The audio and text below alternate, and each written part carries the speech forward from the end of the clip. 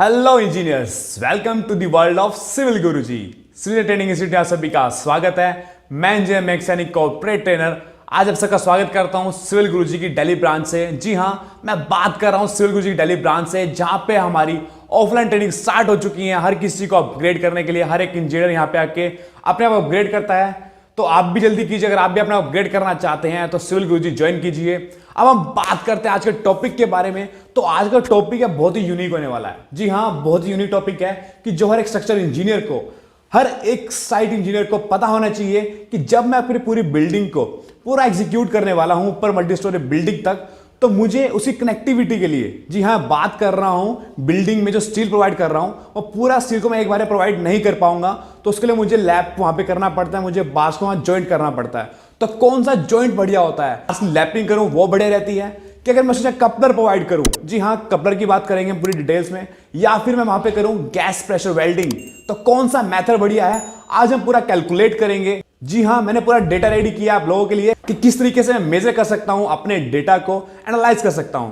तो बने रहिए वीडियो के साथ।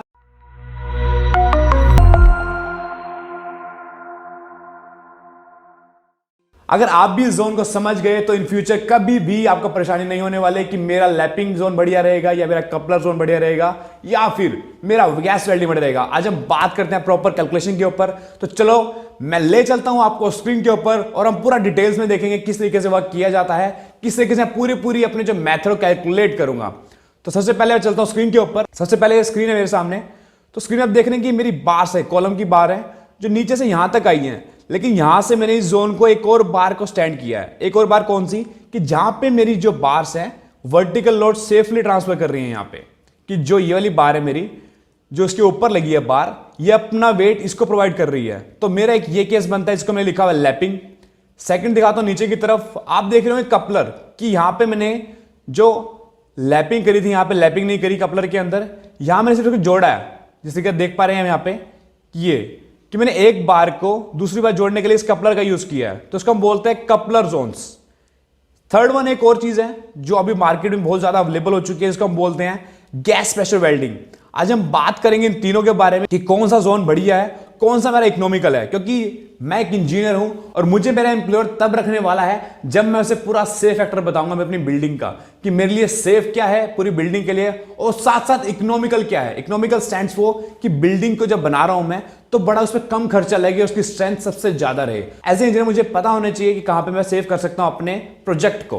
तो आइए चलते हैं हम दोबारा डिटेल में वर्क करते हैं इसके बारे में। दोबारा ऊपर चलता हूं स्क्रीन के ऊपर। तो स्क्रीन के ऊपर डेटा लिखा है, इस डेटा को थोड़ा ध्यान से पढ़ते हैं, थोड़ा क्विकली चलेंगे एक बार। डाया ऑफ बार लिखे मैंने यहाँ पे, देन लिखा है नंबर ऑफ लैब्स, कि मैंने एक पूरी बिल्डिंग का बीबीएस निकाला तो उसमें ऑलमोस्ट मेरे इतने लैब्स आए हैं, तो मैंने यहाँ पे लिख दिया नंबर ऑफ लैब्स कि हाँ मेरे लैब्स इतने आए हैं। नेक्स्ट वन लिखा हुआ लेंथ ऑफ लैब, कि अगर मैं लैब कर रहा हूं तो मुझे मिनिमम 50D करना होता है वहां पे, तो मैंने उसको कैलकुलेट किया है। सिर्फ और सिर्फ जो मेरा डाया था, डाया को मल्टीप्लाई किया मैंने 50 से, तो 8 के हिसाब से मेरा बनेगा 400 mm और 10 mm के डाई के हिसाब से मेरा बना 500 mm। तो पूरा ऐसे ही कैलकुलेट करके लिखा है मैंने यहाँ पे। एंड अगर लेंथ की बात करें, टोटल लेंथ बनी है मेरी, तो मैंने मल्टीप्लाई कर दिया इस लेंथ को नंबर ऑफ लैब से, तो मेरा 48 आया। तो ऐसे ही मेरे सारे सेक्टर डिवाइड किए मैंने, तो मेरे पास टोटल लेंथ आ गई है मेरी बार्स की। अब मैंने क्या किया, मैंने बार का पर मीटर वेट निकाला है, तो ये यूनिट वेट है मेरा डाया स्केल पर 162। तो मैंने वही चीज की है कि इसके अंदर पूरा डेटा एंट्री कर दी मैंने कि मेरी 8 है, बार का वेट रहेगा 400 ग्राम, इसका 0.395 आएगा, तो एक्सेल मुझे राउंड अप करके दिखा रहा है। एंड अगर 10 mm की बार की बात करूं तो 0.62, 12 mm की बात करूं तो 0.89। तो पूरा डेटा इस तरह पूरा लिखा है मैंने। देन अब मैंने निकालना है टोटल वेट कितना लगा है मेरा, जो मैंने लैपिंग किया है। मैं इस जोन की बात कर रहा हूं कि यहां से लेके ये लैप मेरी एक्स्ट्रा लगी है, तो ये टोटल डेटा कितना आया मेरा नंबर ऑफ लैप के हिसाब से। तो मैंने सीधा किया weight of 1 metre bar multiply by total length, तो मेरे पास टोटल वेट आ गया मेरा 18 kg। अब मेरे पास टोटल वेट आ गया, लैपिंग जो मैंने की है उसका वेट आ गया। अब मुझे निकालना है कॉस्ट, तो मैंने लिख दिया यहाँ पे जो मुझे आज मार्केट रेट चल रहा है 50 रुपये का, 52 रुपये चल रहा है, तो मैंने उसके हिसाब से रेट को लिख दिया यहाँ पे कि पर केजी रेट में इतना पड़ रहा है। तो मैंने मल्टीप्लाई कर दिया 50 डिवाइड बाय टोटल लेंथ जो मेरी आई है, तो मेरे पास डेटा आ गया 948। तो ऐसे ही मैंने 8 से लेके 36 mm तक का मैंने क्या कर दिया, लैब जोन का डिवाइड किया, तो मेरे पास ये टोटल कॉस्ट आ गई है 2,74,439 रुपए।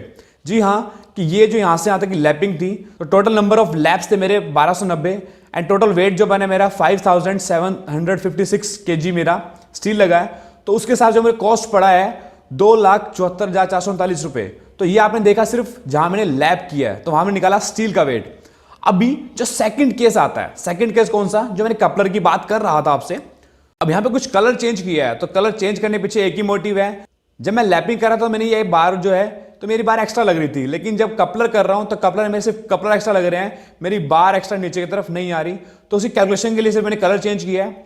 आइए मैं दिखाता हूं किस तरीके से किया है मैंने, कि डाया ऑफ बार सेम लिखा है मैंने, नंबर ऑफ लैप्स भी सेम लिखे हैं, लेकिन जो फर्क आया मेरा, फर्क आया इस वाले एरिया में। इस वाले एरिया का नाम है कपलर कॉस्ट, कि यहां पे मुझे लैपिंग नहीं करनी पड़ी, मुझे यहां कपलर लगाने पड़े हैं। और इस कपलर के अंदर जो डेटा है, कि जो ये प्राइस है पर कपलर का, मैंने लिखा है यहां, मेंशन किया है हर एक डाया के हिसाब से, कि जो 8 का पड़ रहा है मुझे 35 रुपए कॉस्ट कर रहा है। अगर 16 डाया का ले रहा हूं मैं कपलर तो मुझे 40 रुपए कॉस्ट कर रहा है। अगर 36 डाया का ले रहा हूं मुझे 110 रुपए कॉस्ट कर रहा है। तो मैंने कुछ नहीं किया इसमें अलग, सिर्फ मैंने क्या किया, जो मेरी साइट पे जो नंबर ऑफ लैपिंग्स थी उसके हिसाब से मल्टीप्लाई कर दिया मैंने, पर number of peace multiply by number of lapse. तो मेरे पास 4200 रुपए आ गए 8 के हिसाब से। तो मुझे टोटल डेटा निकाला जो मैंने इस तरीके से ही 36 के हिसाब से, जो 16,500 पड़ा, तो टोटल मुझे कॉस्ट पड़ रहा है 87,350 रुपए। लेकिन यहां पे ही पूरी कैलकुलेशन खत्म नहीं होती। अब मुझे इसके अंदर एक और चीज ऐड करनी पड़ती है, कि जो आपको दिख रही होगी यहां पे, ये थ्रेडिंग, कि कपलर तो मुझे उसके अंदर थ्रेडिंग हो रखी है, जो चूड़ी बनी हुई है इसके अंदर, बट मुझे बार्स के अंदर मुझे ये थ्रेडिंग करनी पड़ती है। तो इसके लिए मुझे एक मशीन लगानी पड़ती है। मैं मशीन दिखाता हूं पहले आपको। वो मशीन मेरी कुछ इस तरीके की होती है, जिसको हम बोलते हैं लैथ मशीन। जी हाँ, लैथ मशीन। इसको सिर्फ स्पेशली हमारी ये रिंग्स बनाने के लिए यूज किया जाता है साइड के ऊपर। अब इसका क्या होता है, प्राइस मेंशन होते हैं अलग अलग। अब मेरी मिनिमम जो थ्रेड की लेंथ है, जो विड्थ की बात कर रहा हूं मैं, कि जो कपलर के अंदर मेरी बास घुसेंगी, इसका जो डिस्टेंस रहेगा इस पॉइंट से लेके इस पॉइंट तक, तो 8 mm के लिए 55 mm, 10 के लिए 55 mm। जैसे जैसे डाया बढ़ता गया मेरा, तो नीचे हो गया 120 mm तक मेरा पहुंचा। अब मैंने क्या किया, लेबर ऐड करनी है मेरे को इसके अंदर। जी हाँ, पर एम मुझे कॉस्ट पड़ रही है 25 पैसा 8 mm वाली की, एंड 16 mm तक मुझे 25 पैसा पड़ रहा है। लेकिन जैसे मेरा डाया बढ़ा तो मेरा यहाँ पे लेबर कॉस्ट बढ़ गया, मुझे पर एम ये कॉस्ट पड़ रहा है 50 पैसे। देन मैं आखिरी तक पहुंचा 36 mm तक, तो 36 मुझे पड़ रहा है पर रुपी कॉस्ट। ये मैंने लिखा मार्केट रेट जो चल रहे हैं एज पर लेबर। तो मैंने क्या किया, सिर्फ यहां कुछ नहीं किया, इसमें जो डेटा था कि 55 जो मेरे क्या थी mm की लेंथ है, इसको मल्टीप्लाई कर दिया पर mm कॉस्ट पे मैंने, तो मेरे पास 13 रुपी पर कपलर कॉस्ट आ गया। तो ऐसे मैंने 36 mm का किया तो मुझे 120 रुपए कॉस्ट पड़ रहा है। तो जो टोटल किया मैंने, तो टोटल क्या किया मैंने, सिर्फ पर कपलर कॉस्ट को मैंने मल्टीप्लाई कर दिया नंबर ऑफ लैप से। तो मेरे पास डेटा आ गया 8 mm के लिए 1650 रुपए। सेम इस तरीके से ही जब मैंने सेकंड 10 mm की बार पे आया तो मैंने पर कपलर कॉस्ट को मल्टीप्लाई कर दिया नंबर ऑफ लैप्स से। मेरे पास ये डेटा पूरा आ गया नीचे तक। अब मेरे पास दो आए हैं अमाउंट।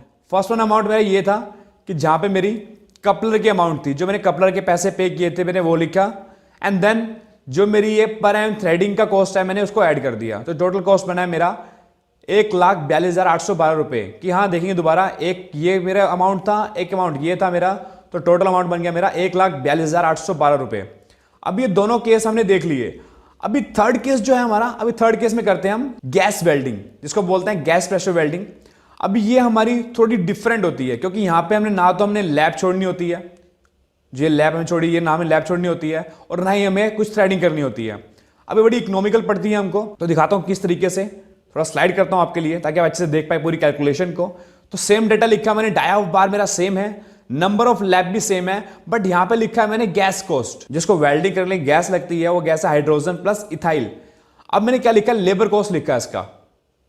अब मैंने क्या लिखा है, ये मुझे गैस कॉस्ट पड़ रही है मुझे। अगर मेरी जो 8 इंच की बार है उसमें वेल्डिंग कर रहा हूं तो मुझे 5 रुपए कॉस्ट पड़ रहा है। इस एरिया के अंदर जो मेरी ये गैस यूज हुई है तो उसका कॉस्ट पड़ रहा है मुझे 5 रुपए। 16 तक मुझे 5 रुपए पड़ा अराउंड, क्योंकि इसका अप्रोक्स ले लेते हैं हम। लेकिन उससे आगे जब डाया बढ़ा तो इसका डाया बढ़ गया तो इसका भी एरिया बढ़ जाएगा, क्योंकि मुझे इसका पूरा बॉन्ड जॉइंट बनाना है इसका। तो 7.5 रुपी, देन 25 mm का 11.3 रुपी, एंड 32 का 25.3। अब ये डेटा मैंने लिख लिया। अब यहां पे मैं ऐड कर रहा हूं इसके अंदर लेबर कॉस्ट भी, कि जो मुझे पर लैब के हिसाब से, अभी तक मैंने लिखा सिर्फ गैस का कॉस्ट, अब मैं लिख रहा हूं लेबर का कॉस्ट। तो लेबर कॉस्ट मैंने लिखा है 16 mm तक का 10 रुपए पर। जब मैं 20 mm पे आया तो यहां पे मेरा थोड़ा लेबर कॉस्ट बढ़ गया, तो ऐसे ही जो मैंने मार्केट के हिसाब से पूरा रेट एड ऑन कर दिया। अभी आप देखेंगे कि हमें मुझे कॉस्ट प्राइस निकालना है। तो कॉस्ट प्राइस के लिए मैंने क्या किया कि जो मेरा गैस का कॉस्ट था वो, एंड जो मेरा लेबर कॉस्ट आया दोनों को मैंने प्लस कर दिया, तो 10 + 5 15। तो सेम डेटा ऐसे ही मैंने किया कि अगर मैं 36 mm पे आया तो 76 + 38 तो मेरा 114 रुपये आया। अब मुझे निकालना है टोटल अमाउंट। तो टोटल अमाउंट कैसे निकलेगा मेरा? Cost per piece multiply by number of labs. जैसा कि पता है कि मेरा एक लैब है, तो सेम मेरे लैब कितने बने हैं? 120 लैब बने हैं, तो मैंने मल्टीप्लाई कर दिया इसको पर पीस कॉस्ट पे कि मुझे इतना कॉस्ट कर रहा है गैस का भी और लेबर का मिला के। तो टोटल मेरे पास जो डेटा बना है वो 44,189 रुपये बना। तो अभी इन तीनों में कंपेयर कर पा रहा हूं मैं कि मुझे दिख तो रहा है कि सबसे एक्सपेंसिव मुझे कौन सा पड़ रहा है। मैं दिखाता हूं जूम करके आपको। सबसे एक्सपेंसिव मुझे पड़ रहा है लैपिंग वाला जोन, जो 2,74,000 पड़ा मुझे। सेकंड वन जो कम एक्सपेंसिव पड़ रहा है मुझे वो पड़ रहा है कपलर, एंड जो थर्ड वन पड़ रहा है मुझे वेल्डिंग वाला। तो मुझे सिर्फ यहां से पता लग रहा है कि अगर मैं इसमें एक फैक्टर यूज होता है जो एक आपको पता होना चाहिए कि फैक्टर ये वाला कि अगर मैं 8 से लेके 16 एम तक की बार को अगर वहां पे लैपिंग कर रहा हूं तो मुझे वहां पे मेरा जो प्रोजेक्ट कॉस्ट है वो सेफ रहेगा। लेकिन जो 16 एम डाया से मेरी बड़ी बार है तो मुझे उसके लिए वहां पे कपलर सेफ रहेंगे और एज वेल जो मेरी वेल्डिंग है वो दोनों ही केस मेरे सेफ रहेंगे, क्योंकि वहां पे जब मैं उसको एलडी बढ़ाता हूं तो मेरा जो स्टील कॉस्ट है वो मेरी कपलर कॉस्ट और वेल्डिंग कॉस्ट से बहुत ज्यादा पहुंच जाता है। तो उस केस में मुझे वहां पे लैपिंग अच्छी नहीं रहेगी मेरी वहां पे, तो वहां पे कपलर प्रोवाइड करूंगा, क्योंकि मुझे अपनी बिल्डिंग को इकोनॉमिकल भी बनाना है कि मैंने खर्चा कम करना है और सेफ्टी भी पूरी प्रोवाइड करनी है। तो कुछ यही बातें थी इंजीनियर्स जो आपको शेयर करना चाहता था कि हर एक साइट इंजीनियर को ये डेटा पता होना चाहिए कि क्या मेरी बिल्डिंग के अंदर इकोनॉमिकल रहेगा और क्या मेरी बिल्डिंग के लिए सेफ रहेगा। तो अगर आप भी कंटिन्यूअस नॉलेज लेना चाहते हैं तो सिविल गुरुजी आपका स्वागत करता है दिल्ली ब्रांच से। तो सिविल गुरुजी की दिल्ली ब्रांच में आके अपने आप को अपग्रेड कीजिए। जहां तक रही मेरी बात, तो मैं आपके लिए ऐसा डेटा लाता रहूंगा, आपको टोटल नॉलेज प्रोवाइड करता रहूंगा। तब तक के लिए जय हिंद, जय भारत।